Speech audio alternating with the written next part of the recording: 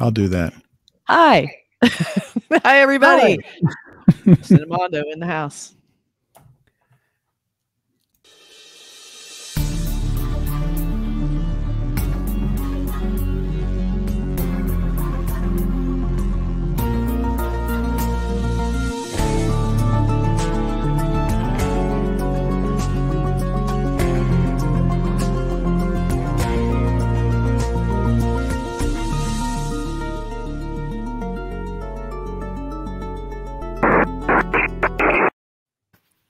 So it looks like there's another person in the room here. What's going on? Who is that? We have Mike Bonfiglio, Emmy-winning director, writer, camera operator. What does he not do?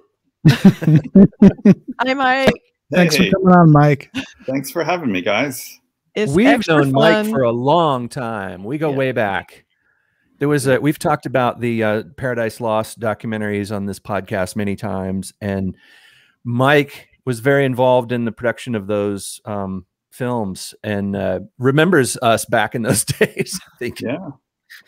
So you started actually on Paradise Lost too, correct? Why don't you tell us a little bit about how you found that project? Yeah, well, my first job in film was working for Joe Berlinger and Bruce Sinofsky on the theatrical release of the first Paradise Lost. So it was finished, but they self-distributed it, and similar to what they did with Brothers Keeper, which I think Joe told that story on the show.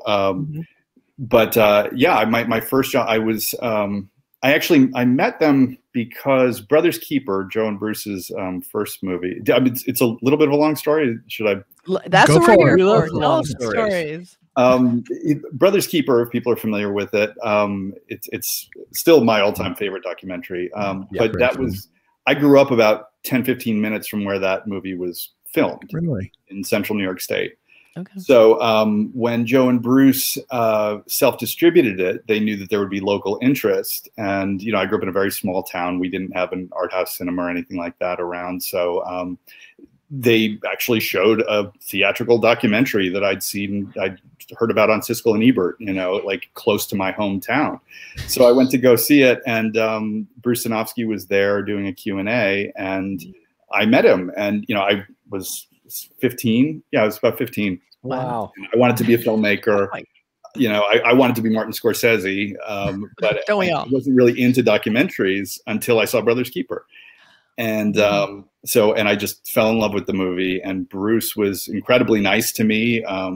You know, spent time talking to me after the film, and I met the Ward brothers who were there at the screening, and Bruce to sign a poster for me that I still have.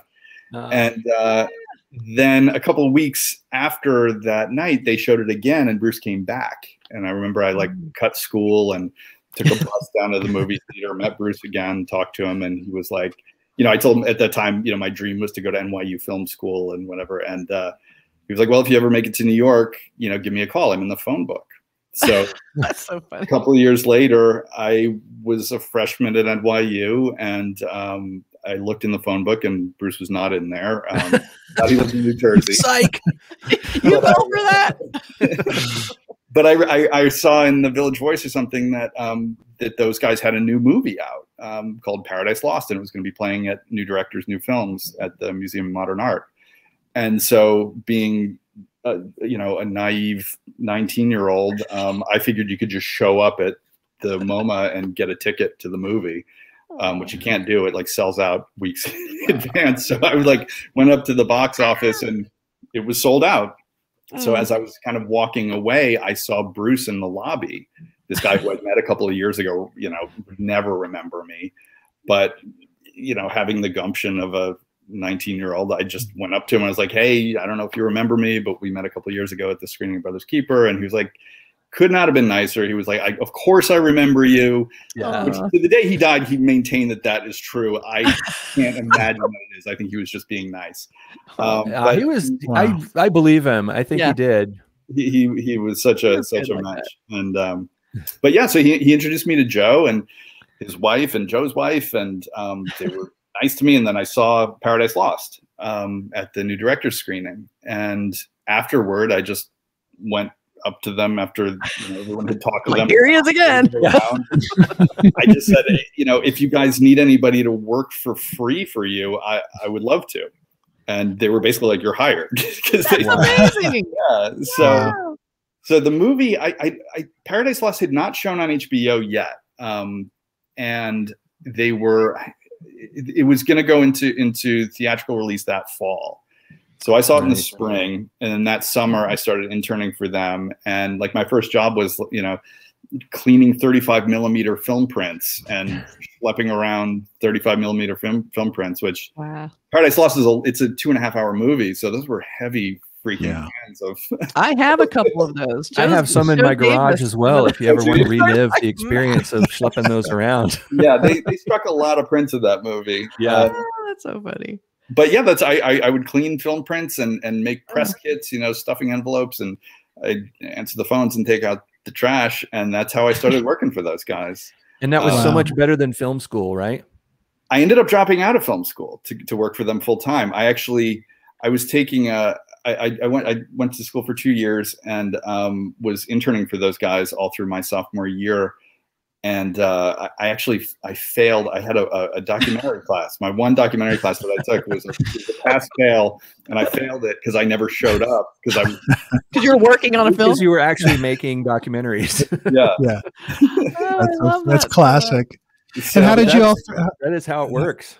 Yeah. And it was a very small office. It was Joe and Bruce, and Joe's wife worked there part-time, and they had one full-time paid assistant, and me, the intern. And their paid assistant had she put in her notice that she was going to leave, and so I went up to Joe at like a Christmas party, and I was like, I know Janine's going to leave, so if I'm going to quit school, and you could hire me to be your assistant. And he was like, "Don't do that, because that's a terrible idea. You need to finish school."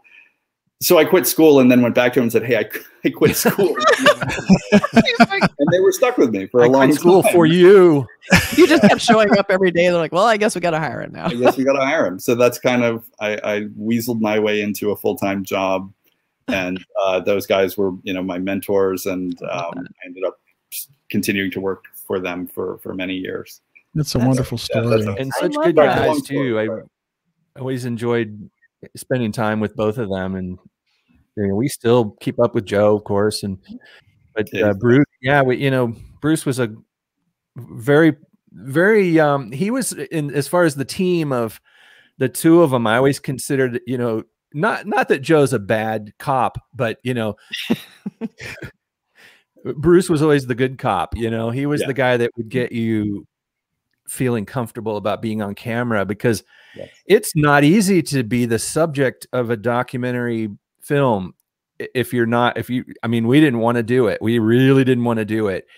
But then we sort of came to this conclusion of like, if we don't do it, there's not going to be any kind of rational voice in this film. The film is so full of people who are ranting about devil worshippers and stuff. And we were like, it's like sort of like a responsibility that we have to do this. And it was hard, but I remember Bruce made it.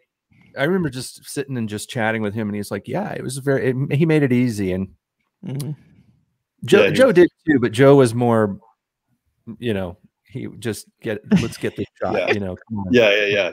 Bruce was the sort of softer one, and Joe was more. But they they were a great team, and the films they made together are magical.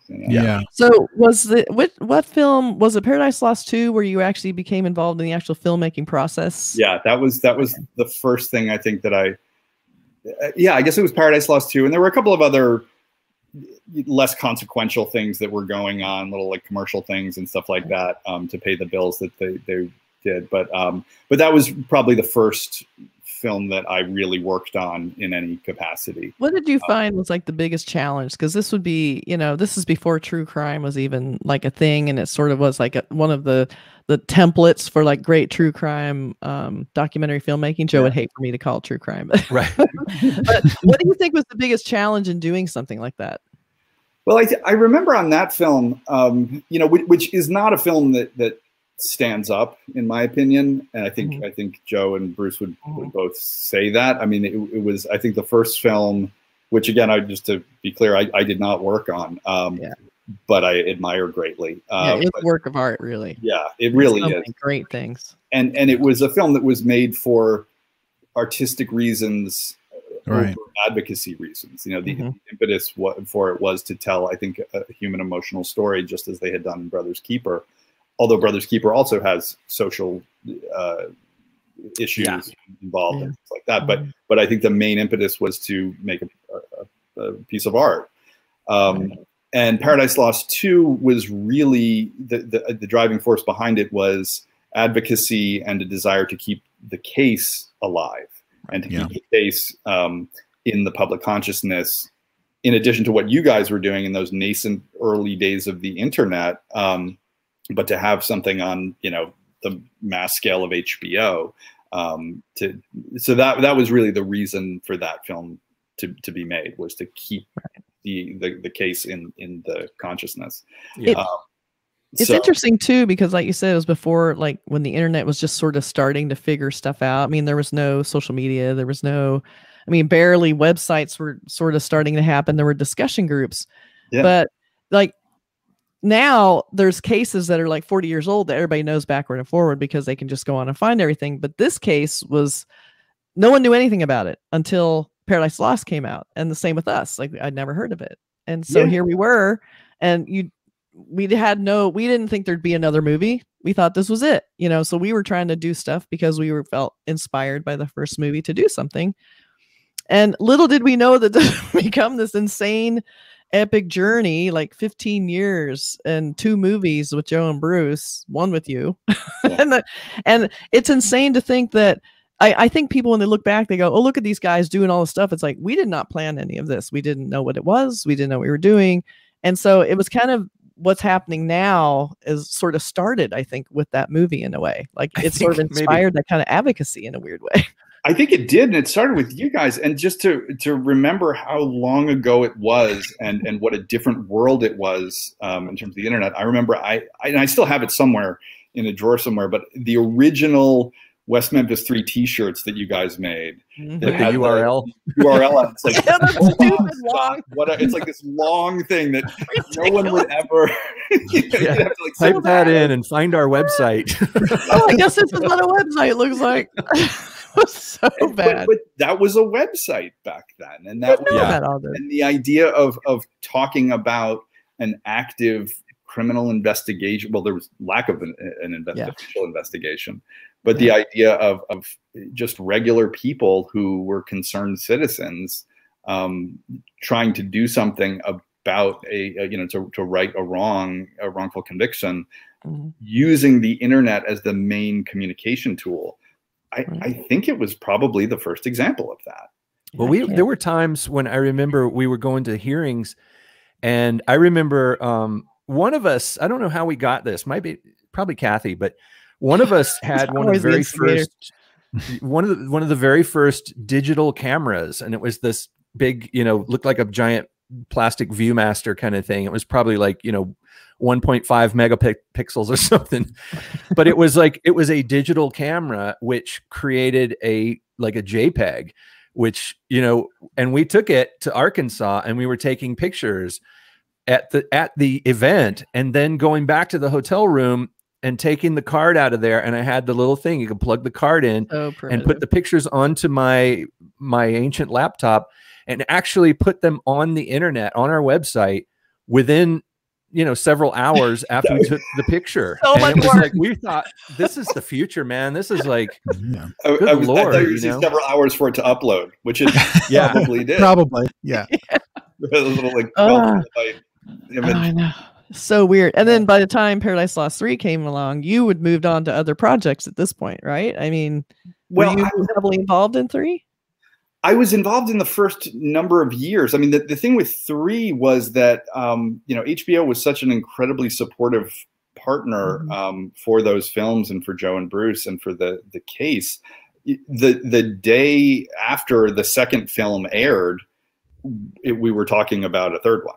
It was and so for a number of years, I'm trying to think. So the second one came out, I think, in 2000. Does that sound right?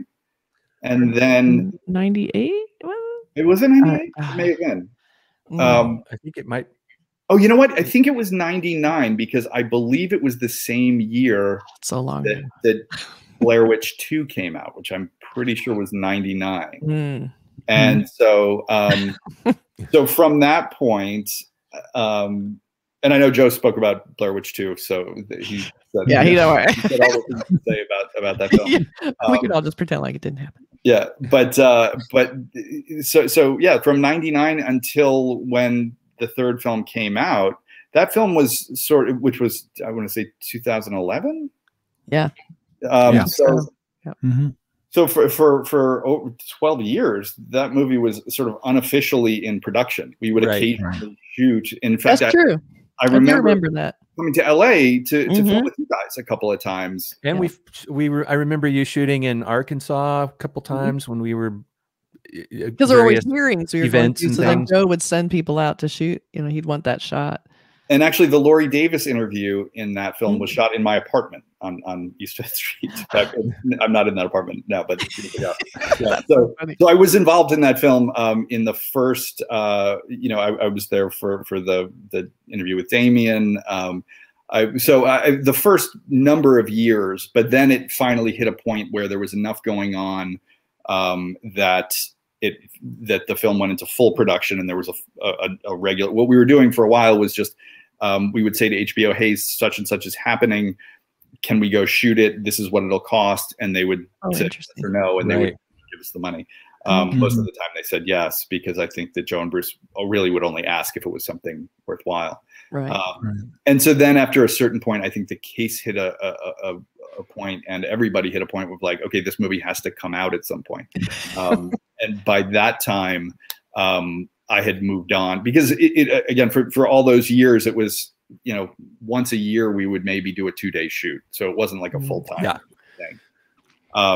So I moved on in the middle of that 12-year production period. Jonathan Silverberg came in, who I just spoke with earlier today, actually. But Jonathan, we'll have to get him on too. Yeah, you should. Jonathan's the best. He's so great. Yeah, and so he took over my position on that.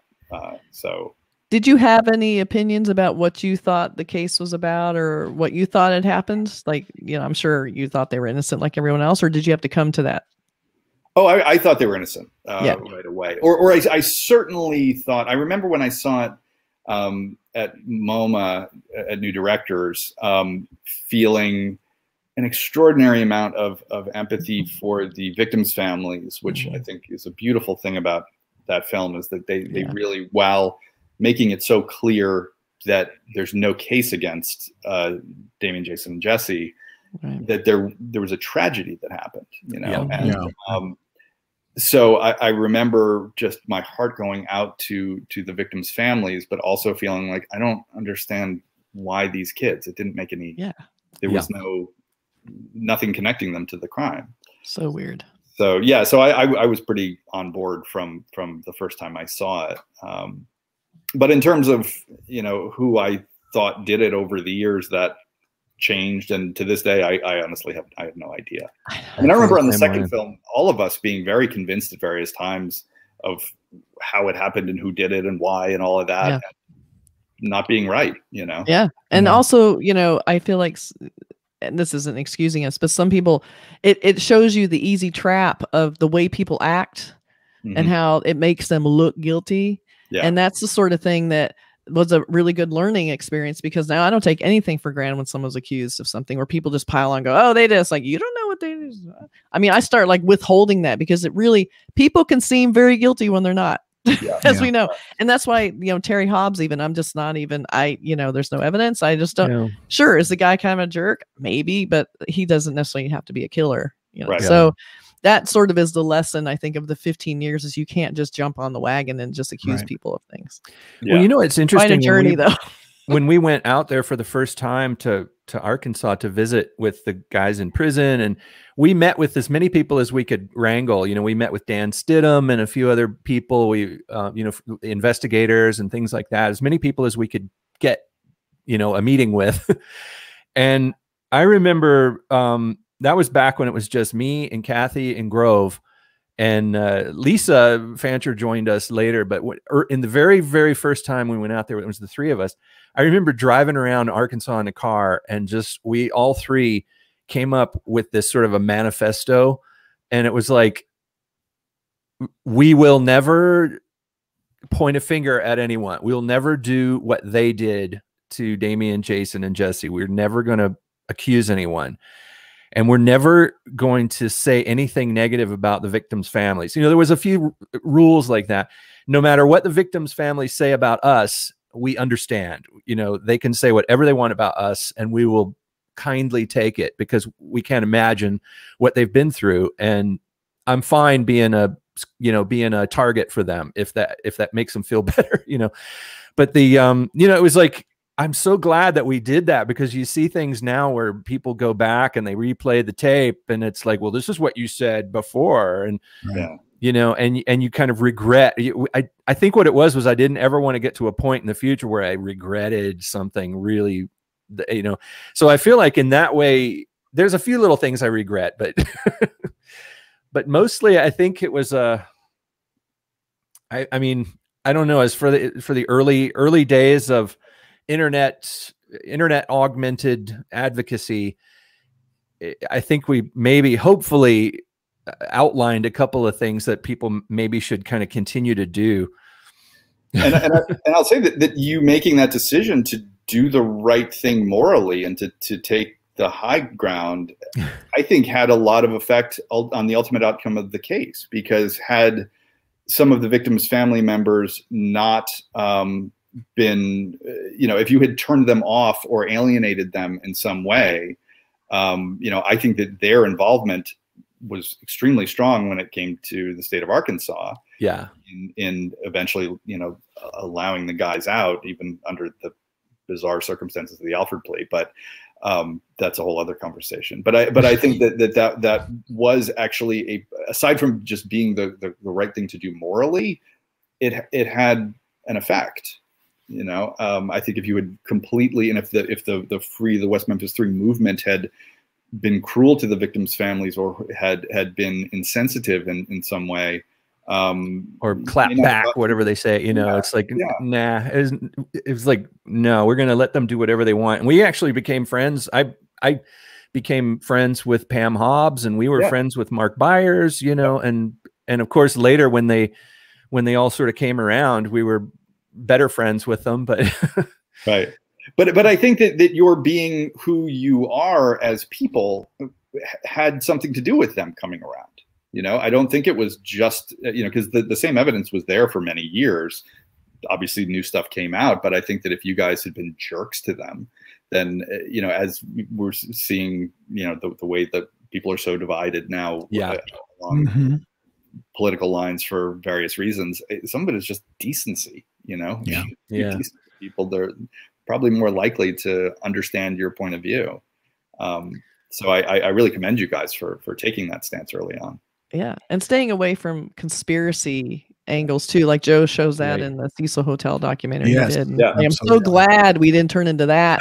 You know, and that was one of the other rules. No speculation. You know, no, we're not going to put our theories out there, and because we're not law enforcement, maybe. We're not. But reasonable ones, like a truck driver, maybe, or something. You know, it's like random stuff like that. But yeah, so yeah, that's an insane chapter. But so after that, so you had like 12-year period where, you know, you once in a while would shoot things. But so how did you start getting the projects? Because you worked on some pretty great documentaries yourself. So how did that start? Yeah, well, I mean, I didn't, when I worked for Joe and Bruce, I didn't only work on the Paradise Lost films. You know, we did a whole bunch of other stuff in those many years that I spent working for those guys. And so I was producing more and taking second unit director roles on projects. And then I got an opportunity to do an MTV special, which was my first directing, you know, solo directing gig. And so I did this MTV special where we climbed Mount Kilimanjaro, which I'm not a mountain climber. I had no idea what I was doing. You know, that's an adventure. Yeah, did you survive? Wow. It was an extraordinary life experience. Amazing. Especially came out well. You know, it was fun. And so that was kind of the beginning of my kind of solo directing career, and have just been kind of doing that since. And I've had a lot of really lucky opportunities. I mean, I've just been extraordinarily lucky throughout my career that I'm still working. And I'm guessing you're talented, and I'm guessing that you know what you're doing. I'm guessing it seems like you're a very nice guy. All those things, you know, keep you working. There's not so much luck. Business. Maybe there's a little bit of luck involved, but I think it's the ambitious in nature and the talent and being able to see a story in there. I've talked with Joe and Bruce so much about the idea of documentary filmmaking and what it is and what it hopes to accomplish. And I remember sitting in New York in a cafe or something with Bruce, I think, and we were like, every person that you see walking by the building, I was like, I have this theory, and I'm sure you do too, that if you pull any one of those people randomly out of the street and had a really talented filmmaker get into their life and do a week in the life or a month or a year or, like the 28 Up kind of thing, you could find something absolutely heartbreakingly beautiful, fascinating, incredible, moving about every person out there, and I think that's the talent of a good filmmaker, a good documentary filmmaker is, I mean, first of all, identifying a story that already exists, but then being able to figure out how to use your eyes and your visual sense and all that kind of stuff to tell the story. And that's, I think a lot of people have the idea that a documentary filmmaker, they just point the camera at a thing that's happening and then they take the film and they cut the pieces together and they're done. But there's so much to it. There's so much more to it that I learned during my years around you guys. Yeah. How do you find your stories? Like, you've done a lot of comedians and we'll talk about the really big important people you've dealt with. How do you find, like, when you find a subject, like, what inspires you to make that film, or do they come to you? Oftentimes, it comes to me through one avenue or another. Yeah, I mean, in the past couple of years, I've kind of fallen into this niche of doing a lot of comedy-related projects, which I love. I mean, I've always loved. I've always just been a comedy fan and a bit of a nerd about it. But I really totally fell into it. I just want to say that the Gary Goldman special, The Great Depression, is fantastic. If people haven't seen that, it is, I mean, I was blown away when I saw that you directed that, because that is part, stand up and also part documentary on Gary's life and his dealing with depression and his family. And you get to meet his mother. I thought it was brilliant because it made it extra funny and also very, very touching stuff. So a great piece. Yeah, I really urge people to see that, because Gary's just an absolute genius, and he's one of my closest friends. And that's one that came to me through, I had done a special for Jerry Seinfeld called Jerry Before Seinfeld that's on Netflix. And on that, we did some documentary stuff, some sort of semi-scripted stuff, and the stand-up set. And Gary Goldman's manager saw that, and Gary was at a place in his life. He had, for people who haven't seen The Great Depression, it's on HBO, so check it out. But Gary has struggled with depression, mental illness his whole life, and his depression had gotten to the point that he had essentially quit doing comedy.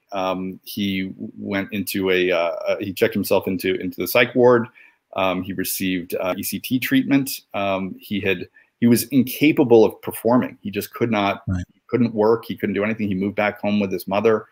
And after the time in the psych ward and the treatments that he was doing started to help him, and he started to heal and get healthy again, he began venturing back out. And so he started doing some material about his depression for the first time in his life. And Gary's been doing comedy for 27, 28 years.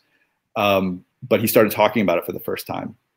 And so his manager had seen a guy named Brian Stern, wonderful guy. He had seen this show, Jerry Before Seinfeld, that I did. And he called me up and told me about Gary and introduced the two of us. And Gary had a little bit of material about depression at that point, but just a little.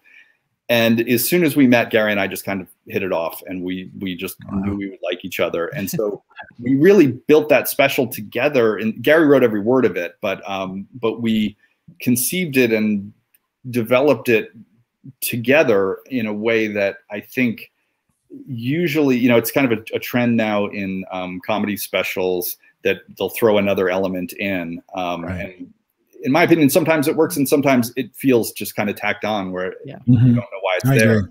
Right. In the case of the Great Depression, we always, from minute one, and this was also the case with Jerry Before Seinfeld, we conceived it with these documentary pieces together. So it was all built around that idea. And so as Gary and I would talk and he would tell me about his life, I'd be like, oh, maybe you could write something about that. That would be good. And he would go off and write, and he wrote this brilliant material. And I would just say, that's amazing. Like I did, you know, he's a genius.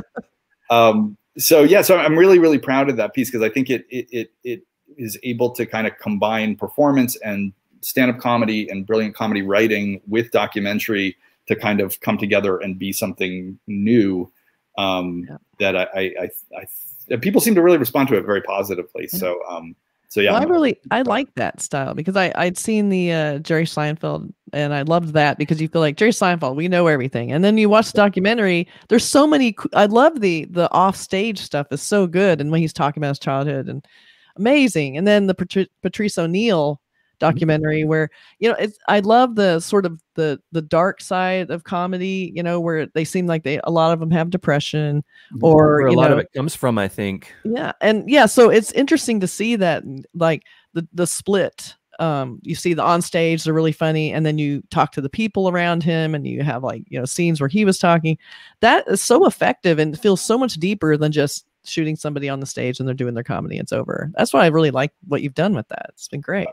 Thanks. Yeah. I mean, I think with, especially with the Great Depression, like, because it was about such serious and personal and important subject matter, and Jerry's special too, it was very, very personal to him. He's not the most personally revealing performer. Right. It's not what he does. No. Right. It's personal-ish, but when after you see the other ones, like the Great Depression, oh, he's holding back. Right. Well, for Gary, I mean, that's very brave for him to do that. I mean, I thought it was really like he's showing everything, warts and all, and then, you know, visiting his mom and then his wife. Like, I was just like, wow, you're getting the whole thing, and that's why it's so affecting because you realize this is and then his stuff becomes twice as funny because you're seeing where it's coming from. Right. And I think that really made it like, wow, this was really stuck with me. And when I saw that you directed, I said, my God, that was a brilliant piece. And some other stuff just can't, other things like that just don't meet it because it doesn't feel legit, doesn't feel like it's, you know, the real thing. And that is. So.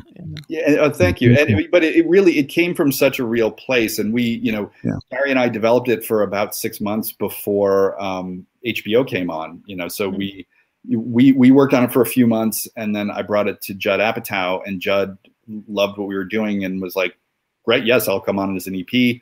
So Judd was very helpful, and then we brought it to HBO. And so it was like a dream project, because it was one of those rare times when you start off to do something and what you end up with is pretty much what you had in your head. Right. And that really is that's all due to Gary's generosity as a performer and his brilliance. That's amazing. But he's the best. Gary's amazing. So tell us about your Letterman and Obama. Like, how did those come about? Because those were like that seemed almost next level because these are very, very famous people. And how was that? Was that a little daunting? Barack Obama is kind of high profile. Yeah, I've heard of him. Little high profile, yeah. I love how I lump him in with Letterman, like they're the same. I have a picture of me with Letterman and Obama, and that's it's so like cool. Wow, that's amazing! Oh my God. But no, yeah, I have a picture of me with you. Oh, when we were babies. I'm actually holding that picture in the photo. Yeah. Every time someone takes your picture, like, hey, have I shown you this? Yeah. Yeah, I mean that was one that came about again. Like I started doing comedy stuff really because I met Judd Apatow when I was working on that show Iconoclasts for Sundance Channel, and I had produced a couple episodes of that. That was a show that Joe and Bruce did for many years, and then in the final season there were a couple episodes that those guys were unavailable to do, and so they called me and said, "Hey, would you like to do these?" And so that was, I was thrilled because it was a really fun show. Yeah. And I had worked on it for a couple of episodes in the past.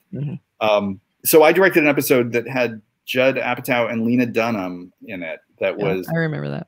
It was back like right before, I think we shot it right before Girls aired.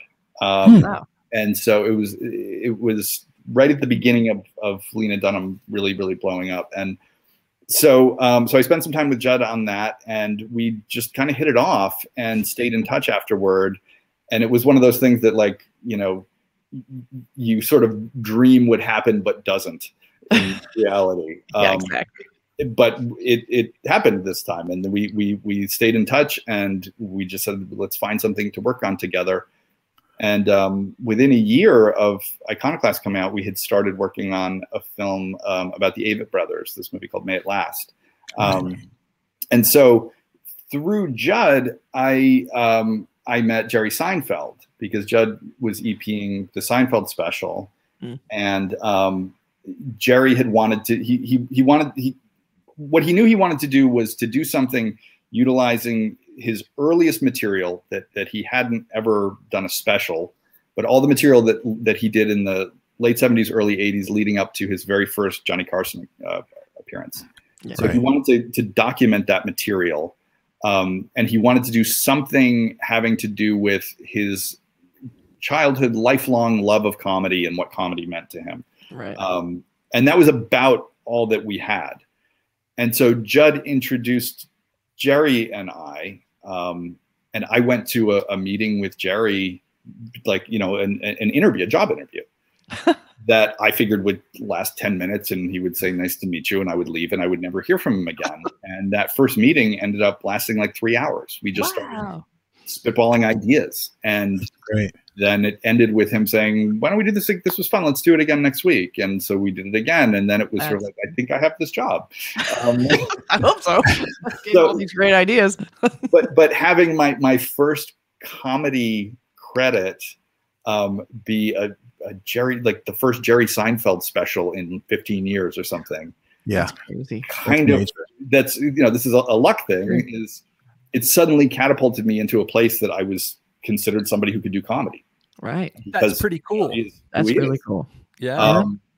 And so, and I suppose, having his stamp of approval on my work, was helpful. But anyway, that had a lot to do with me getting the Letterman gig. It was because that was the Seinfeld special was the first time I'd ever directed multicam. Yeah, Trial by Fire. Oh my God. Okay. That's great. Yeah, I can do multicam. Sure. Yeah. Let me Google that. Yeah. You just go switch to camera 1. Yeah. Switch to camera 3. It's easy, right? Yeah. Oh, well, I mean, I can't really do multicam. I mean, I could never direct something live. Right. I can do multicam. I've done it a couple of times. In the sense that I can direct the cameras, knowing that I have the safety of everything is being recorded and right. Is what but having a multicam credit, having some comedy experience, and then because on the Letterman show in the first season, we were figuring out what the show was going to be, right. So we knew that there was going to be some type of field pieces, and so my documentary experience qualified me for that. And so I got that job also because of my longtime relationship with the production company Radical Media, who I've worked with for many, many years, and they had the project, and so I just basically kept annoying them until they gave me a meeting. So that's kind of the way you've done your whole career, is just annoy people till they finally employ you. Yeah. I would just sort of walk by the EP's office before it was staffed up, and I'd be like, "Hey, Letterman, really like to work on that. Anything to work with Dave." I love that. All right, so tell us about meeting Obama. That had to be trippy. It was. I'll be honest. It lasted all of a minute and a half. It was. I was gonna say, like, how does that situation happen? No, I mean, it was basically he. I met him in the green room before the show, and he was. The two things that struck me were, one was how thin he was. Like, he's very, very thin and fit. And the other thing was how funny he was. I remember one of the executive producers, myself and two of the executive producers in the room, meeting him before the show, and it was the second show that we taped. It was the first show that aired of the new Dave series, but it was the second one that we taped, and we were at the Marian Anderson Theater in New York, and the audience didn't know who the guest was, and we did that throughout the first season. People signed up for tickets to the new David Letterman show. They didn't know who the guest would be. And one of the executive producers said to President Obama, he said, when you come out, they don't know who the guest is. So you're going to get a really crazy response. And Obama said, well, we're in New York. I usually get a pretty decent response. Even so funny. It was like, he was just so quick and hilarious. And I was like, yeah, of course. He's the most charming, quickest, fastest, funny. Right. Yeah, so that was really cool. But it's not like I had a whole lot of FaceTime with Obama. Right. But it was a really neat thing, though, because he hadn't really done anything since he was in office. I mean, we shot that in November or December of 2017. And I think he had done like a 60 Minutes exit interview. Right. Yeah. And it was a big deal. I remember. Yeah. Right. It was just so good to see him, Yeah. It was amazing to get to work on that. That's yeah, and also get Dave Letterman, who's everybody, and then you also had the Tina Fey, Howard Stern. I mean, Jay-Z. These are some of the big first season guests. I mean, the biggest of the big. So that's it was a wild, really great experience. Yeah. So what are you working on now? What are some new things you're coming out with? You're happy about and excited? I have a project for Apple that I don't think I can talk about yet because they haven't announced it. Oh, Apple! Hold on one sec. They said it's okay. You said it's okay? Yeah. It's like, cool. Go ahead, talk about it. I can say as much as it's a kids. It's mostly for kids. Okay. Which is something I've never done before. Like, the last thing I did was the Patrice O'Neill documentary, and now I do a special for kids.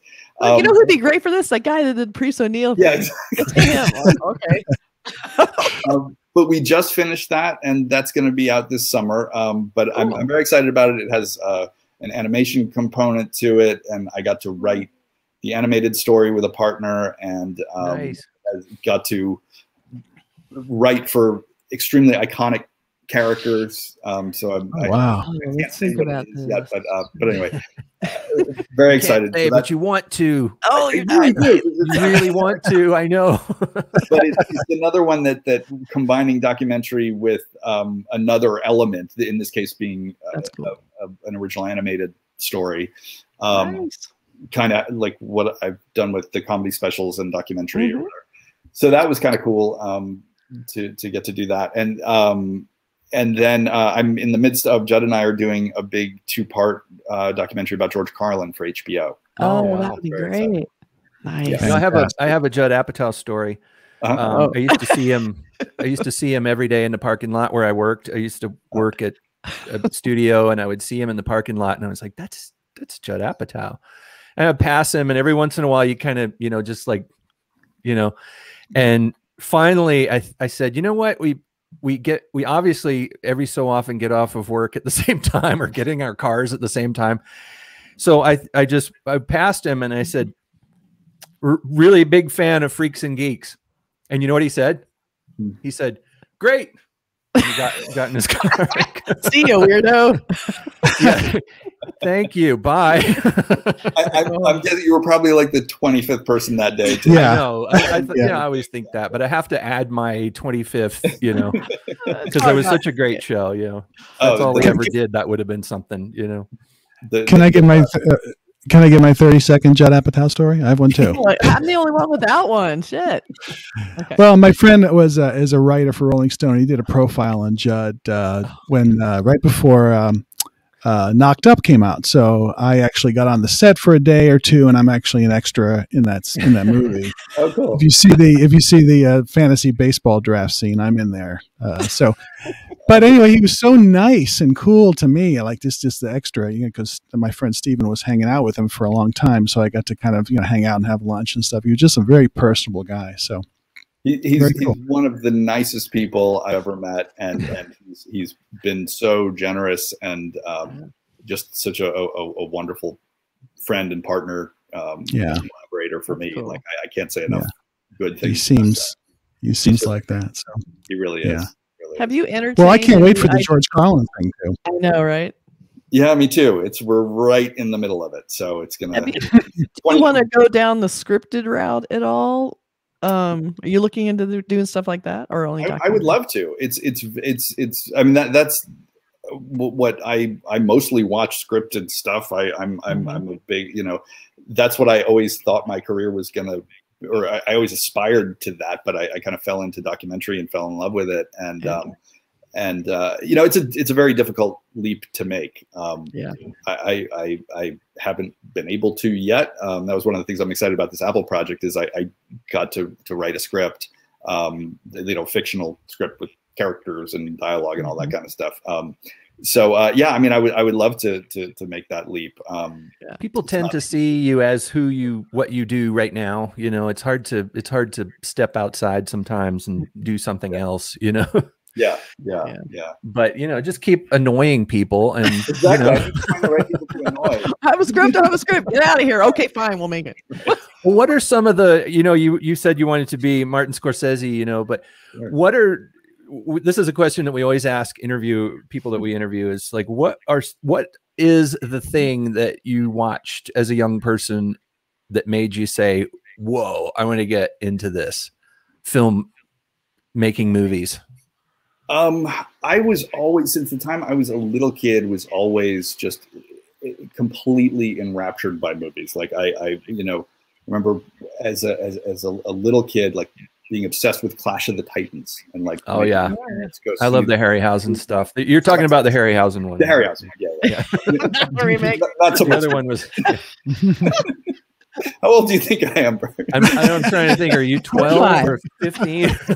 When did that come out? I hadn't watched that in years, and my wife and I watched it a couple weeks ago. It's still great. That movie holds up, and like the Medusa sequence is one of the great. I mean, yeah, beautiful. It's great. Impressive. I mean, it's incredible. For me, it was Jason and the Argonauts was literally that film is the one movie that I think cracked my skull wide open forever. It was like, how the hell can I be seeing what I'm seeing on the screen? And what is that? That feeling of I'm seeing something that is absolutely magical. Mm-hmm. And I was driven through that story, and I remember seeing it again. I watched it on television, and I remember seeing it again, and just like, God, I can't get enough of this. Yeah, it's just that kind of, the original King Kong I loved as a kid. But then E.T., like that was probably a really formative. But I don't know when. I think when since I was a little kid, I was always really, really drawn to the movies and but I didn't know what the jobs were. Like I grew up in a little town, nowhere near any type of media, anything. My dad worked for the phone company. My mom was a school teacher. Like there's nobody in my family that has any connection to the entertainment world at all. Right. I mean, I thought show business was like the Muppet Show, like that. Right. Kind of is in a way. I would like to, I wanted that, but yeah. But I guess probably one of the films that, you know, seeing Goodfellas when I was, I guess, like 14 was a big moment. Like that was huge. Of like, okay, that's the job. Like the director, that's the person who makes that movie be so good, because it's not about it's not about a performance. It's not, you know, it's the director. That's the gig. Like, and you start becoming aware of how things are put together and what was involved in getting that one long continuous shot, and how hard it must have been. And that actor had to be ready 5 minutes ago. And, you know, that I love that movie too, but energy and rhythms and being very cognizant of how they affect you. And editor, brilliant. Yeah. Oh, brilliant. And so it was always, you know, and I was into David Lynch. I'm still, you know, the stuff that I was into like in high school, which I think is generally true, right? Like what you're into in high school is still it's still the best stuff that there is. Absolutely. It is. Did you have a Super 8 camera or a video camera? Did you make your own films? I had both. We had a VHS camera. Well, we used to borrow a VHS camera from my friend's uncle had one. And this would have been like in the late 80s. And so we would borrow that occasionally. And then I got a Super 8 camera at a garage sale and a little tiny Super 8 thing. Yeah.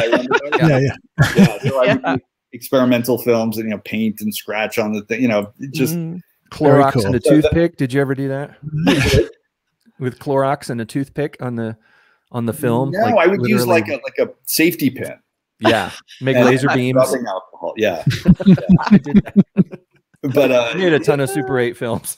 That's so funny. And it was so much fun. I remember I tried to do a stop motion thing one time, and the entire thing it took me, you know, months.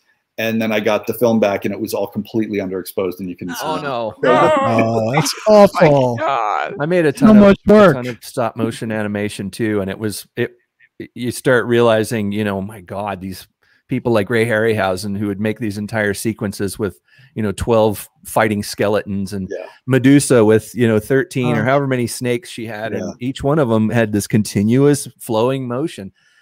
And I couldn't even make a little clay man walk across without, you know. So tedious. Yeah, it was like, oh my God. It's like, maybe someday they'll invent a way to do this with a computer. I don't know. Oh my God. Oh my God, that's so good. Yeah. Well, this has been super fun. This has been great. It's been really fun catching up and just hearing about all your adventures, and you so fun. No, we want to have you back on at some point too, if you want to come back and when your Apple project comes out. Yeah. I have a feeling we haven't even scratched the surface with the Paradise Lost films too, because one thing I wanted to do maybe next time is get into the stories, because, you know, we all have stories about that case, that West Memphis 3 case, and there's we actually have an idea to do another episode about the Paradise Lost films and our memories of when they were filmed and what was going on when they were being filmed and all that kind of stuff. So maybe if we could get you to come back. You know who you should get for that too, in addition to obviously Joe, is Bob Richmond. Yes, actually we do have him coming on in like 2 weeks. Bob's awesome. I love Bob. I know, he's awesome, really fun. We're getting all our Paradise Lost peeps on here. Yeah. Oh, good. Well, and make sure you pump Bob for stories beyond Paradise Lost also, because Bob's stories. All right, we'll make sure. Yeah. I've sat in places with him, with, you know, having a couple of drinks and listening to stories. He had some amazing stories. The best. It's gonna be so fun. Everybody's been so cool. It's been part of that experience has just been meeting so many great people that are still our friends. Yeah. And I love that, you know, we got back connected to you again. That'll be really fun to keep up. Absolutely. And we still keep up with Damon and Jason and Jesse, and, you know. Yeah, I'm in touch with Jason from time to time. Like he's So yeah, it's such an incredible phenomenon that you guys really happen in so many ways. So it's you brought it to the world. Well, I did. Yeah. I just cleaned the prints. So. I didn't. I was just there cleaning, taking out the trash. Well, thank you so much for your time. Mike. This was super really fun. Oh, and I know you guys are all genre fans, so a recommendation I just watched last night just came out on Shudder called The Power. That I just watched that. Oh, did you? I did. Beautifully shot, right? I mean, beautiful, really atmospheric, really great small vibe. Location, but so great looking. Yeah, but some really good scares. Really good. I enjoyed it. I agree. I meant to suggest that because it was really, really good, really fun. I really like that out. Yeah, good suggestion. Yeah, any genre fan stuff you have, let us know. Yeah. We love the genre stuff. What I watched, so anyway, but I just saw that last night and just I was like, okay. Well, thank you. Yes, I agree. That has been like anointed as a good film. We can do a review on it. Yeah. Okay. Good. All right. Thank you so much, Mike. Thank you so much, man. Great seeing you. We'll see you again. Bye.